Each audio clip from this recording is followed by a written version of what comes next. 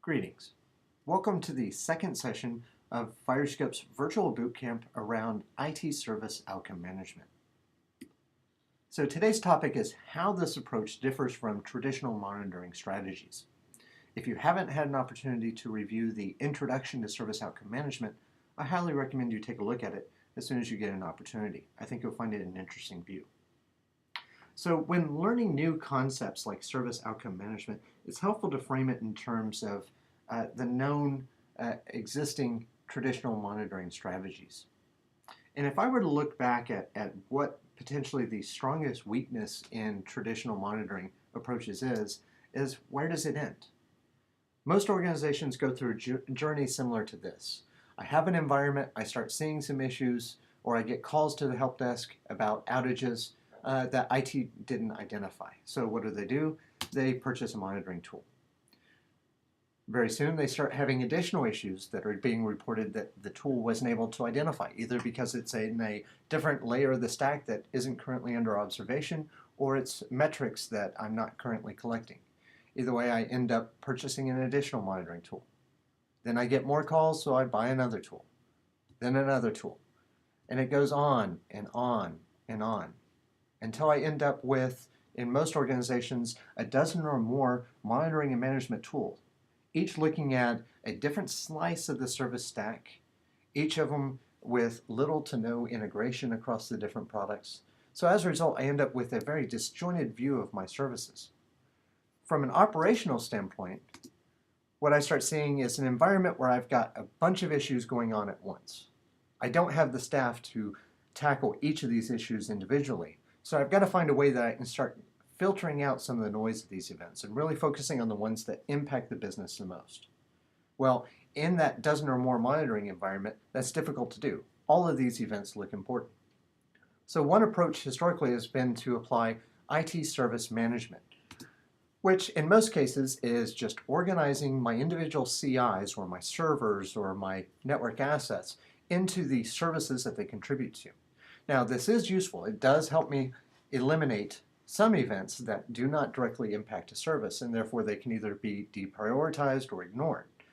But even looking within a service, when I've got the CIs organized by that service, even then I've got a bunch of issues going on with very little way of identifying which of these is really important and which of these can be deprioritized. However, if I take an outcome-based approach, I can now start looking at how is the data actually flowing? How is the transaction going through? And if I work backwards, I can quickly identify certain events that do have a direct impact on outcomes and other events that do not. So this further helps me really isolate down. Additionally, when I mentioned that one of the problems with traditional monitoring is where does it end? Well, in that terms, it helps me also identify specifically what kind of attributes I need to start looking at. If we were to think about the entire service stack, it's going to comprise of outcomes and user experiences all the way through my virtualization layer, my cloud layer, my storage layer, and on down to environmentals. And we really need to consider all of these layers to truly understand how our technology is delivering outcomes. And that means looking at some key pieces of information like revenue generation, user experience latency, CloudWatch alarms if I'm running some kind of cloud environment, transaction metrics, and on down the list as you see here.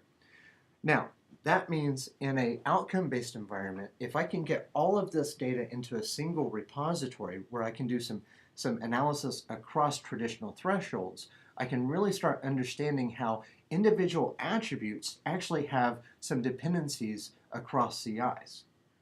So where traditionally in IT service management, I really focused on at the CI level how the dependencies of my services contributed.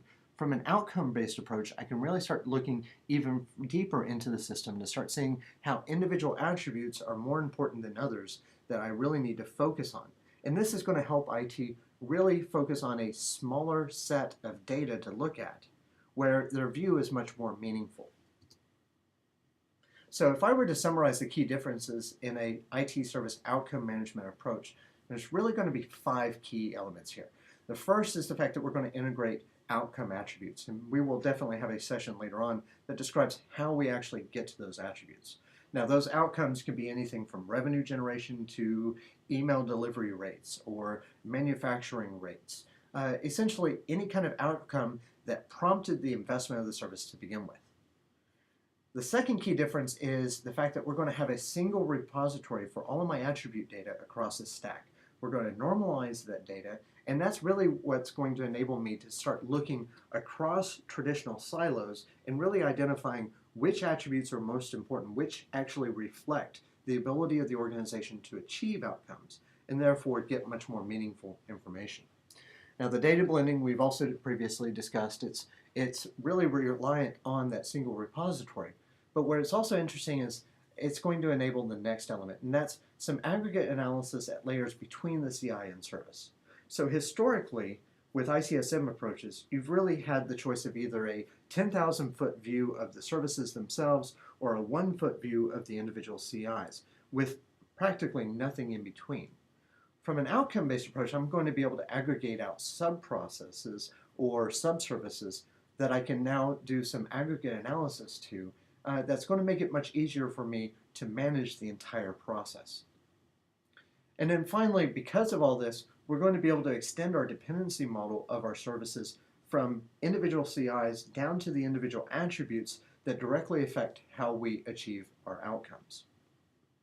So what does that look like? Well, with service outcome management, we can actually refine our modeling to the point where we understand there is a beginning, middle, and end. There are key metrics that directly affect how I'm achieving my outcomes, whether that's payments received in this case, invoicing, orders in queue, and how the sub-processes like my PeopleSoft Financial or my external processing sub-services are contributing to these outcomes. And as you can also see here, this is a great example of the data blending I was just mentioning. From a single view, I'm looking at user experience metrics such as average response time. I'm pulling in some key outcome metrics such as month-to-date revenue. And then I'm also aggregating sub-functions like my fulfillment process, my Denver shipping center, which currently has an outage and is potentially putting my outcomes at risk. The important thing is that I've got this all on a single cohesive view without having to consult multiple interfaces, without having to do extensive drill down. Instead, I can quickly identify where the business has risk, drill down into it, and start resolving the issue. As we wrap up today's session, I want to thank you for your time today, but I also want to make sure that we come back to a recurring theme from this bootcamp, and that is that availability does not guarantee outcomes.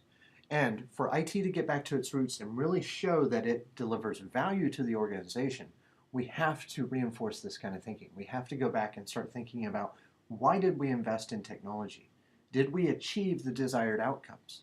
Can we manage our infrastructure in a way that we can manage those outcomes and start filtering out some of the signal from the noise and ensure that we are getting the most value from our technology resources?